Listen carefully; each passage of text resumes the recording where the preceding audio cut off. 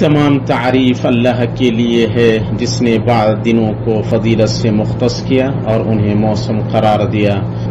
اور ان میں توشہ لینے پر عظیم اجر اور فائدہ مرتب کیا۔ میں گواہی دیتا ہوں کہ ایک اللہ کے سوا کوئی معبود برحق نہیں جو بادشاہ اور بہت زیادہ جاننے والا ہے، اور میں گواہی دیتا ہوں کہ ہمارے سردار اور نبی محمد اس کے بندہ اور رسول ہیں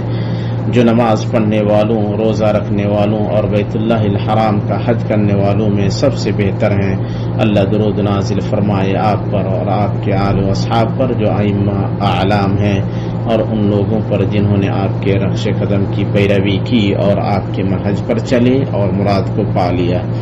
اما بعد، اللہ کے بندو، آپ اللہ کا تقوی اختیار کریں، اپنے آپ کا محاسبہ کریں قبل اس کے کہ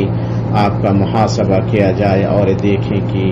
آپ نے اپنے لیے یوم آخرت اور اپنے رب کے سامنے پیشی کے دن کے لیے کون سے انیک اعمال کا ذخیرہ کر رکھا ہے۔ اے ایمان والو، اللہ سے ڈرتے رہو اور ہر شخص دیکھ بھال لے کہ کل قیامت کے واسطے اس نے اعمال کا کیا ذخیرہ بھیجا ہے، اور ہر وقت اللہ سے ڈرتے رہو۔ اللہ تمہارے سب اعمال سے باخبر ہے۔ مسلمانوں، اس بندے پر اللہ کا احسان کتنا عظیم ہے جس نے اپنے آپ کو اللہ کے سپرد کیا،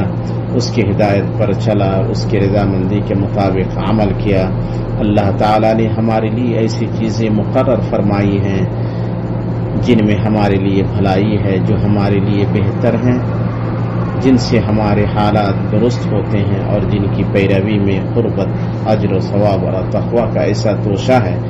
جو ہمارے لیے جمع کیا جاتا ہے۔ جب معاملہ ایسا ہے تو ایمانی بھائیوں، آپ خوب فیاضی اور احسان کرنے والے کے اس فیض کو محسوس کریں جس میں آپ جی رہے ہیں، اور وہ ہے حج کا عظیم الشان موسم، جس میں زمان کی فضیلت و عظمت کے ساتھ مکان کا شرف و تقدس اکٹھا ہو جاتا ہے۔ اور ذی الحجہ کی یہ 10 دن ہیں جو دنیا کے سب سے افضل دن ہیں۔ ان کے بارے میں آپ صلی اللہ علیہ وسلم نے فرمایا، کوئی بھی دن ایسا نہیں جس میں عمل ان دنوں سے بہتر ہے۔ صحابہ نے پوچھا، جہاد بھی نہیں اللہ کے رسول؟ آپ نے فرمایا، جہاد بھی نہیں، مگر ہاں کوئی آدمی اپنی جان اور مال کو خطرہ میں ڈالتے ہوئے نکلے اور کچھ بھی لے کر واپس نہ آئے۔ اسے امام بخاری نے روایت کیا ہے۔ ان 10 دنوں میں سب سے افضل عمل بکثرت عبادت کرنا ہے، خصوصاً تکبیر و تحلیل اور تحمید۔ یہ 10 دن حاجیوں اور دوسرے لوگوں کے درمیان مشترک موسم ہیں۔ ابن رجب رحمہ اللہ نے لکھا ہے، جو کسی سال حج نہ کر پائے تو ان 10 دنوں میں اپنے گھر کے اندر کسی ایسے عمل پر قادر ہوگا جو اس جہاد سے بھی افضل ہوگا جو اس حج سے افضل ہے۔ اس لیے اللہ مجھے اور آپ کو راہ دکھائیں آئیں، اور ان دنوں میں زیادہ سے زیادہ اللہ کا ذکر کریں، اس سے دعا مانگیں اور اس کی تمجید و تعریف زبان پر جاری رکھیں اور اس کی نعمتوں کا شکر ادا کریں۔ یہ باتیں ایمان و یقین کو بڑھاتی ہیں اور دین پر ثابت قدم رہنے میں مددگار ہوتی ہیں۔ ان دنوں میں ہمارے اوپر واجب ہے کہ ہم اپنی پوری طاقت لگائیں اور حد درجہ کوشش کریں، اور جو نیک اعمال بھی کر سکتے ہیں انہیں انجام دیں، جیسے نماز، روزہ، صدقہ، کھانا کھلانا، قربانی کرنا، قرآن کی تلاوت کرنا، نفع بخش علم سیکھنا، تدبر کرنا، غور و فکر کرنا، ذکر، دعا، استغفار اور توبہ کرنا، اللہ کی طرف دعوت دینا، نصیحت کرنا، رہنمائی کرنا، ہدایت دینا، لوگوں کے مابین اصلاح کرنا، اچھی سفارش کرنا، مصیبت دور کرنا، بے کس کی فریاد رسی کرنا، بھلائی کا حکم دینا،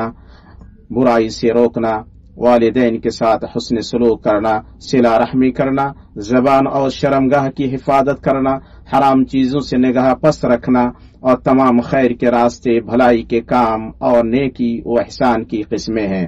اور اس کے بالمقابل ہم گناہوں اور لہو و لعب سے پوری طرح بچنے کے ساتھ خیر و فضیلت کے موسموں کو غنیمت جاننے میں غفلت نہ برتیں۔ شیخ الاسلام ابن تیمیہ رحمہ اللہ سے مبارک دنوں میں نافرمانی کے گناہ کے بارے میں پوچھا گیا تو فرمایا، فضیلت والے دنوں اور فضیلت والی جگہوں میں نافرمانیاں سنگین ہو جاتی ہیں، اور ان کی سزا زمان و مکان کی فضیلت کے بقدر ہوتی ہے۔ اللہ کے بندو، یہ عظمت والا مکہ جو اللہ کے نزدیک سب سے محبوب شہر ہے، اس میں حرمت والا گھر ہے۔ اللہ تعالی نے فرمایا، اللہ تعالی کا پہلا گھر جو لوگوں کے لیے مقرر کیا گیا وہی ہے جو مکہ میں ہے، جو تمام دنیا کے لیے برکت و ہدایت والا ہے۔ اس گھر کی لوگوں کے دلوں میں محبت اور شوق ہے۔ اہل اسلام میں سے کوئی نہیں مگر وہ کعبہ کے دیدار اور طواف کا شوق رکھتا ہے۔ لوگ تمام اطراف اور علاقوں سے اس کا قصد کرتے ہیں۔ مسجد حرام کی حرمت اور عظمت کی خاطر اللہ تعالیٰ نے اس میں ظلم کے ساتھ الحاد کا صرف ارادہ کرنے کو عذاب کا سبب قرار دیا ہے۔ اللہ تعالیٰ نے فرمایا، جو بھی ظلم کے ساتھ وہاں الحاد کا ارادہ کرے ہم اسے دردناک عذاب چکھائیں گے۔ ابن مسعود رضی اللہ تعالی عنہ اس آیت کے بارے میں کہتے ہیں، اگر کوئی آدمی عدن ابینس میں ہو اور اس میں ظلم کے ساتھ الحاد کا ارادہ کرے تو اللہ اسے دردناک عذاب چکھائے گا۔ اس لیے ہم ضرور اللہ کی ناراضگی اور سزا سے ڈریں اور کعبہ کی منزلت اور حرمت کا احساس رکھیں اور گناہ کے ارتکاب اور اس کی سزا سے بچیں، کیونکہ حرمت والے شہر میں نافرمانی زیادہ بڑا گناہ اور زیادہ سزا کا موجب ہے۔ حرمت والے شہر کی تعظیم کے حوالے سے جن چیزوں کا لحاظ کیا جانا چاہیے ان میں سے آپ صلی اللہ علیہ وسلم کے اس فرمان پر عمل پیرا ہونا ہے۔ بے شک اس شہر کو اللہ نے حرام قرار دیا ہے، اس لیے نہ اس کے کانٹے کو کاٹا جائے، نہ اس کے شکار کو بدکایا جائے اور نہ اس کی گمشدہ چیز کو اٹھایا جائے، مگر ہاں جو لوگوں میں اس کا اعلان کرے۔ مسلمانوں، یہ حج اور عمرہ کرنے والوں کا وفد حرمت والے گھر کا قصد کرتے ہوئے اللہ تعالیٰ کے حکم کی بجا آوری کرنے اور اس کی خوشنودی طلب کرنے کے لیے ہر دور دراز علاقے سے آئے ہوئے ہیں، تاکہ وہ اپنے فائدوں کو دیکھیں اور اللہ نے انہیں جو چوپائے عطا کیے ہیں ان پر گنے چنے دنوں میں اللہ کا نام لیں اور ان میں سے خود کھائیں اور خستہ حال فقراء کو کھلائیں، اپنے مناسک کو پورا کریں، اپنی نظریں ادا کریں اور پرانے گھر کا طواف کریں۔ وہ اللہ کی حرمتوں کی تعظیم کرتے ہیں۔ قومیتوں اور زبانوں کے اختلاف کے باوجود ان کی زبانوں پر تلبیہ، تکبیر اور دعا جاری رہتی ہے۔ وہ ہر طرح کی گندگی اور جھوٹی بات سے پرہیز کرتے ہیں۔ وہ کلمہ توحید لا الہ الا اللہ کے تقاضوں کو پورا کرتے ہوئے اپنے رب کے ساتھ کسی چیز کو شریک نہیں کرتی، چنانچہ وہ نہ اللہ کے سوا کسی کے لیے ذبح کرتے ہیں، نہ نظر مانتے ہیں، نہ اللہ کے سوا کسی سے دعا و فریاد کرتے ہیں، نہ مدد طلب کرتے ہیں اور نہ عبادت کی قسموں میں سے کوئی قسم غیر اللہ کے لیے صرف کرتے ہیں۔ حج میں ان کا مقصد اللہ کی تعظیم، اس کی وحدانیت اور نعمتوں کا اقرار اور اس کی حرمتوں اور شعائر کی تعظیم ہے، جبکہ ان کی زبان حال ورد کرتی ہے، اے ہمارے رب تو کتنا بڑا عدل کرنے والا ہے، تو ہر بادشاہ کا بادشاہ ہے، تیری بارگاہ میں حاضری کے بعد حاضری ہے، میں نے تیری پکار پر لبیک کہا، تیری بارگاہ میں حاضری کے بعد حاضری ہے، ہر طرح کی تعریف اور بادشاہ تیرے لیے ہے اور تیرا کوئی شریک نہیں۔ جس بندے نے تجھ سے سوال کیا وہ نامراد نہیں ہوا، وہ جہاں بھی چلے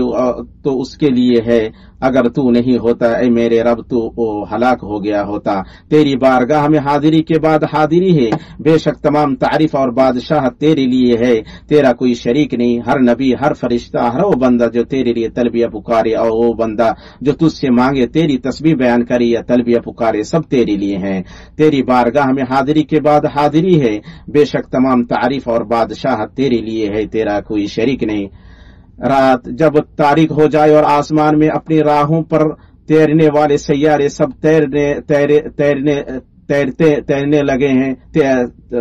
سب سیارے تیرے لیے ہیں، تیری بارگاہ میں حاضری کے بعد حاضری ہے، بے شک تمام تعریف بادشاہ تیرے لیے ہے، تیرا کوئی شریک نہیں۔ اللہ مجھے اور آپ کو اپنی کتاب کے طریقے اور اپنے نبی محمد صلی اللہ علیہ وسلم کی سنت سے فائدہ پہنچائے۔ میں اپنی بات کہہ رہا ہوں اور اللہ سے اپنے لیے اور آپ کے لیے مغفرت طلب کرتا ہوں۔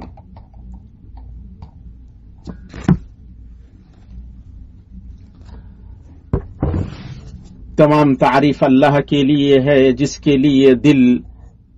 جھک گئے، اور اللہ تعالیٰ کا درود و سلام نازل ہو آپ پر اور آپ کے آل و اصحاب پر۔ اللہ کے بندو، ان عظیم دنوں کی قدر و منزلت کی وجہ سے بے حد جاننے والے اللہ تعالیٰ نے ان کی قسم کھاتے ہوئے فرمایا، قسم ہے فجر کی اور 10 راتوں کی۔ ابن قیم رحمہ اللہ نے کہا، फजर और 10 रातें ऐसा जमाना है जो मनासिक जैसे पुरअज़मत अफ़आल और ऐसे पुरअज़मत मकामात को शामिल है जो इन मनासिक की जगह हैं। ये अल्लाह के उन शायर में से है जिनमें बंदा अपने रब के लिए खुशू खुदू इख्तियार करता है, क्योंकि हज और कुर्बानी अल्लाह ताला के लिए खालिस बंदगी और उसकी अज़मत के सामने झुकने और सरे तस्लीम खम करने का नाम है। ये उस सरकशी, किब्र और तकब्बुर के बरखिलाफ है जिससे आद, समूद और फिरऔन को मुत्तसिफ किया गया है। सो मालूम हुआ कि हज अल्लाह के लिए इंतहाई खुशू खुदू को शामिल है, जबकि इन कौमों ने सरकशी की और अपने रब के हुक्म से सरताबी की। जिन चीजों का जिक्र किया जाना बेहतर है उनमें से यह है कि ज़ाहिरी अमाल की कदर दिलों की हालत के हिसाब से बढ़ती और घटती है, और दिलों की हालत घटती बढ़ती रहती है, और दिलों में ईमान की मिकदार अल्लाह के सिवा कोई नहीं जानता है, और अल्लाह के शायर की ताज़ीम दिलों की परहेजगारी की वजह से है। अल्लाह ताला ने फरमाया, ये सुन लिया अब और सुनो, अल्लाह की निशानियों की जो इज्जत और हुर्मत करे उसके दिल की परहेजगारी की वजह से ये है। सो जो इनकी ताज़ीम करता है वो अपने तक़वा और ईमान की सेहत की दलील पेश करता है, क्योंकि उनकी ताज़ीम अल्लाह की ताज़ीम और तौक़ीर के ताबे है। हाजी शौक, मोहब्बत, ताज़ीम और रग़बत में मशाइर मुक़द्दसा और मीक़ातों से अपने जिस्म से पहले अपने दिल के साथ गुजरता है, क्योंकि उसे मालूम है कि दिल ही रब ताला की नजर पड़ने की जगह, जिम्मेदारी का मकाम, अमल का सर चश्मा, मुहर्रिक और बुनियाद है। और दिल का हज बदन के हज से पहले शुरू होता है, और बदन का हज दिल के हज के ताबे है। इसलिए इखलास दिलों के अमाल में से है, और हज रिया और दिखावे से पाक होता है। हाजी जब लब्बैक ला शरीक लक कहता है तो उसे महसूस होता है कि उसका रुख और क़स्द अल्लाह की तरफ है, और उसका इखलास अल्लाह ताला के लिए है। दिलों के आमाल हज और उम्रा के शायर में से हर शियार से जुड़े हुए हैं, जैसे अल्लाह से मोहब्बत, उसके लिए शौक, उसकी ताज़ीम और तौक़ीर, उसके सामने झुकना और सरे तस्लीम खम करना, सब्र, यकीन, अल्लाह पर भरोसा करना, उसकी तरफ रुजू करना और दीगर दिलों के आमाल। सो जब इन चीजों में कमी या कोताही होगी, नफ्स में मनासिक का असर कम हो जाएगा और अजर घट जाएगा, और हज महद ऐसा खोखला खाली अमल बन जाएगा जिसमें कोई जान नहीं। जो शख्स हज की आयत में गौर फिक्र करेगा वो पाएगा कि बेशतर आयत को दिलों के अमाल के साथ जोड़ा गया है। इसी तरह हज को उन बेशतर इबादत में से शुमार किया जाता है जिनमें अल्लाह ताला के शायर ज़ाहिर होते हैं, क्योंकि इसके अंदर अरफा में ठहरना, जमरात को कंकरी मारना, हदी का जानवर ज़बह करना और मिना व मुज़दलिफ़ा में रात गुजारना होता है। अल्लाह के बंदो, अगर हम एक दूसरे से पूछें कि हज के मनासिक में अल्लाह की ताज़ीम के जरिए दिलों का तक़वा कैसे साबित होता है, तो इसका जवाब यह है कि वो इस तरह के हाजी इस बात की कोशिश करता है कि उसका हज मबरूर और मकबूल हो, इसलिए वो अल्लाह की तरफ मुतवज्जिह होता है, आजिज़ी और खुशू खुदू के साथ उसका जिक्र कसरत से करता है। हज में नबी सल्लल्लाहु अलैहि वसल्लम के तरीके की पाबंदी करता है, मतलूब अंदाज में मनासिक अदा करता है, पाक इखराजात और हलाल माल का ख्याल रखता है, अच्छे अखलाक से आरास्ता होता है और गुनाह के कामों से परहेज करता है, चुनांचे वो लड़ाई झगड़ा तकरार दुश्मनी और गाली गलौज को छोड़ देता है, मशाइर मुक़द्दसा में और तवाफ के वक्त इज़ार आसानी, धक्का मुक्की और भीड़ लगाने से दूर रहता है, और ख्वाहिशमंद होता है कि अपने भाइयों के लिए भलाई को पसंद करे, उन्हें फायदा पहुंचाए और उनकी खिदमत करे। इतनी बात हुई, आप दरूद सलाम पढ़े अपने